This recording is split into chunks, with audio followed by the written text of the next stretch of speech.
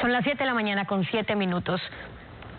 La historia se conoce, una justicia partidizada que no es de ahora. Generalmente se distribuían la sala de lo penal de la Corte Suprema en alícuotas partidistas y luego en territorios se adjudicaban las Cortes Superiores y los juzgados provinciales a los partidos dominantes en cada provincia.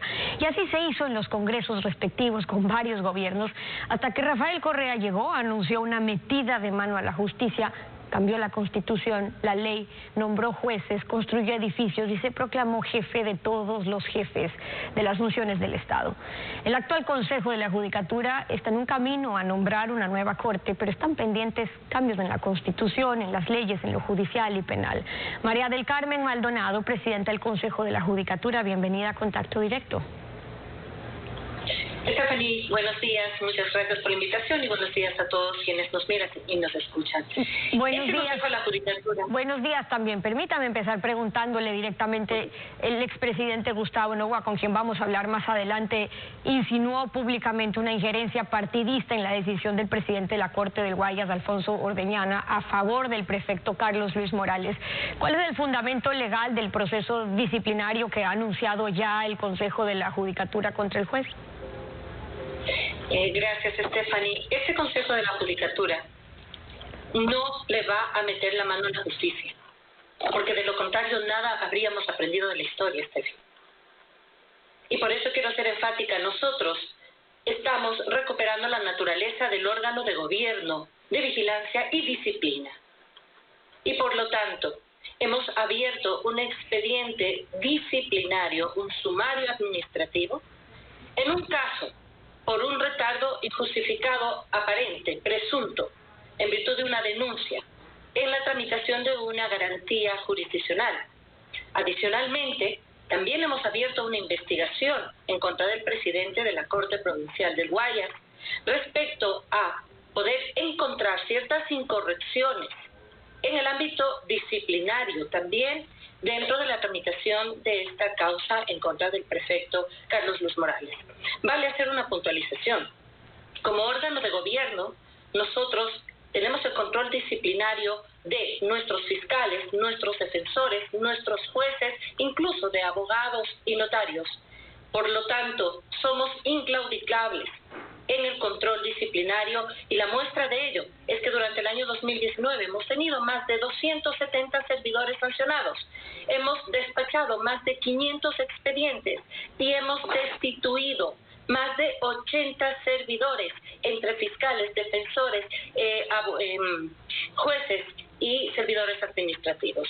Entonces, ahí está nuestro trabajo. Ahora, en el tema puntual, el Consejo de la Judicatura anunció estas posibles infracciones administrativas, disciplinarias, en las que habría incurrido el presidente de la Corte del Guayas.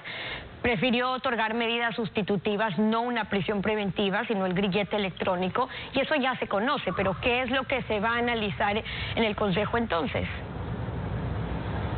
Precisamente nosotros tenemos en el artículo 107, 108 y 109 del Código Orgánico de la Función Judicial las infracciones leves, graves y gravísimas, respectivamente. Entonces, nosotros encontramos, por ejemplo, dentro de las infracciones gravísimas, una manifiesta negligencia, por ejemplo. Estoy citando las normas que hay, no estoy adelantando criterios de ninguna manera. También encontramos un error inexcusable. Y aquí también quiero ser enfática. Este Consejo de la Judicatura, a diferencia del Consejo cesado o del Consejo transitorio, ha usado de manera adecuada el error inexcusable solamente con declaratoria de juez. Eso lo hicimos precisamente en un caso en el que terminó con la destitución de 3 jueces de la Sala Penal de la Corte Provincial del Guayas también. Y eso fue porque el error inexcusable lo declaró la Corte Nacional. Por eso, Steffi y ciudadanas y ciudadanos que nos escuchan, es tan importante la acción que realizó el Consejo de la Judicatura respecto a la evaluación de la Corte Nacional de Justicia, y seguiremos con las evaluaciones a las Cortes Provinciales, porque son los jueces superiores los que tienen y deben en cada caso analizar los fallos de los inferiores. Pero ahora, estas acciones se dan después, post-mortem nuevamente. Hablábamos, por ejemplo, del caso en el que también se anuncia un procedimiento de parte del Consejo de la Judicatura, en los casos en los que ya está en libertad uno de los acusados, quien fue sentenciado, de hecho, como líder de una de las bandas más peligrosas en este país, que fue primero sentenciado a 20 años, le rebajaron la pena a 8, luego vino otro juez, lo cambiaron, le rebajan a 7, sale a los 6 años con su pedido de libertad. El Consejo define también acciones, sanciona a ese juez, pero ¿qué viene después? Este anuncio, el de ahora, se da después de la reacción de una fiscal que alertaba del riesgo de fuga, dijo que estaba justificado en el caso del prefecto, porque los familiares directos ya estaban prófugos, la esposa, los hijos, que no pudo ser detenido en su casa, que los teléfonos estaban en la prefectura, que había riesgos de que se quería evadir la justicia, y entonces que los jueces no están ayudando en esta tarea que se ha conformado. Precisiones importantes, Steffi. La señora titular de la Fiscalía General del Estado ha tenido su pronunciamiento y la señora titular de la Corte Nacional de Justicia ha tenido su pronunciamiento. Nosotros somos el órgano de gobierno de estas instituciones en el ámbito disciplinario.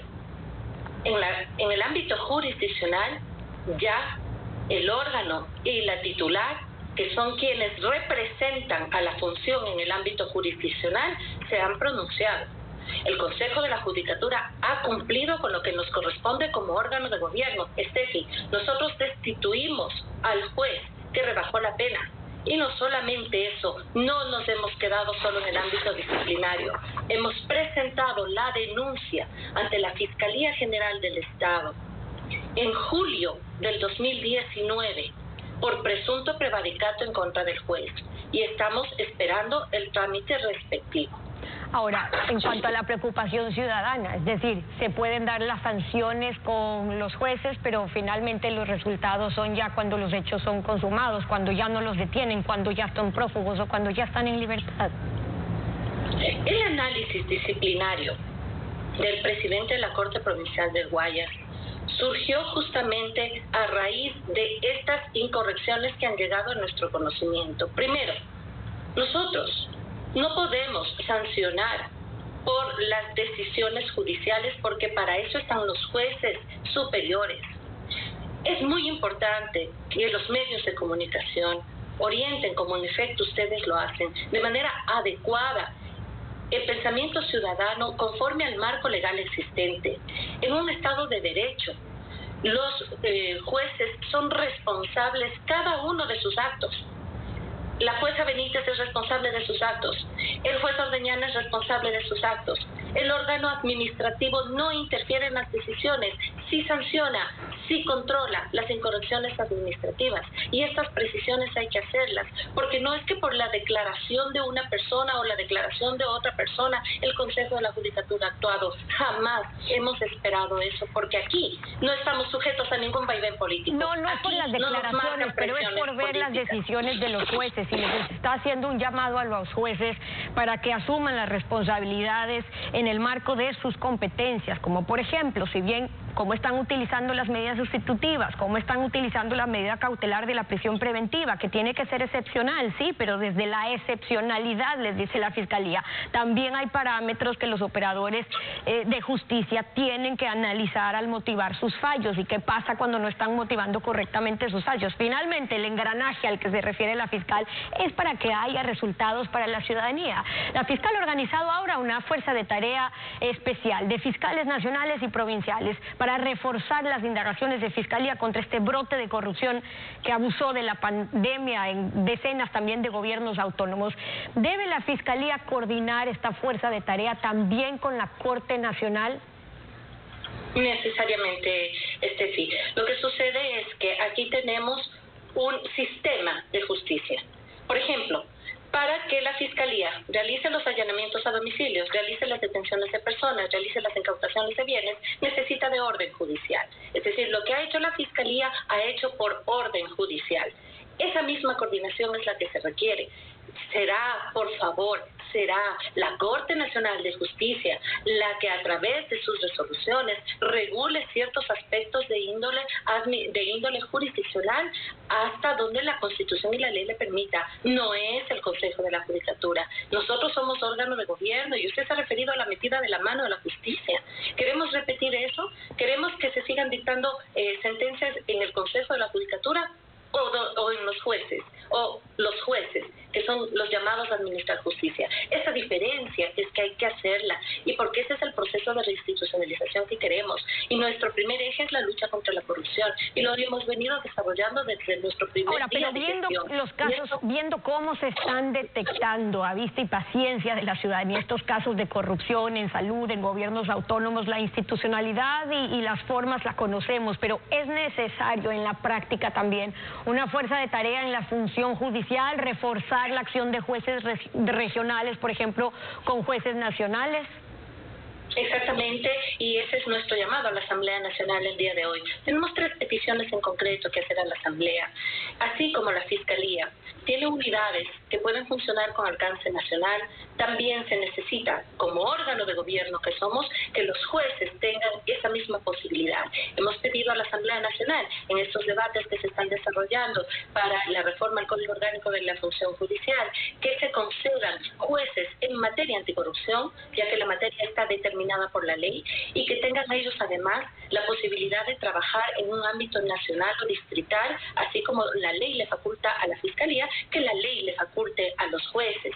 También nuestro pedido es que nos permita reforzar el ámbito disciplinario, ampliando el catálogo de infracciones y sanciones, y nuestro pedido además es que esta medida cautelar que puede tomar la presidencia del Consejo de la Judicatura, y que lo hemos tomado en alrededor de 10 casos, no sea expulsada del ordenamiento jurídico, no sea eliminada como se pretende y como consta en el primer informe, en el informe para el primer debate. Esas son las peticiones que nosotros hacemos. Claro, pero que sean herramientas que le den a la judicatura para poder sancionar a los jueces en esos casos, pero no para finalmente cambiar a los jueces, sustituir por los jueces amigos o que sirvan a los intereses. Cuando hablamos de esa metida de mano a la justicia en el gobierno anterior, a nivel nacional, fue a la carta, pero a nivel provincial se utilizó también a la carrera judicial para proteger algunos nombramientos políticos, y esto sin duda afecta a la labor que se quiera hacer desde la Fiscalía o en la justicia.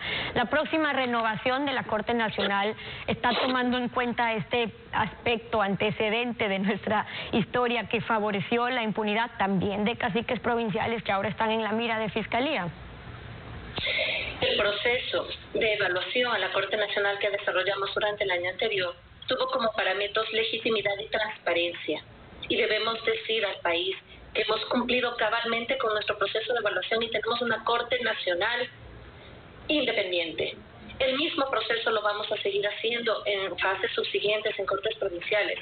Pero usted ha topado un punto muy importante, que es nuestro concurso de oposición y méritos para la selección de Corte Nacional, para la renovación, así como para llenar vacantes. Estamos vigilantes y nuestro reglamento, contenido en la resolución 55, prevé también ética irreprochable, probidad. En esa línea estamos, porque la lucha contra la corrupción no es propiedad de una persona ni de una autoridad, sino de todos. La presidenta del Consejo de la Judicatura, María del Carmen Maldonado, acompañándonos hoy en Contacto Directo. Gracias por haber estado con nosotros.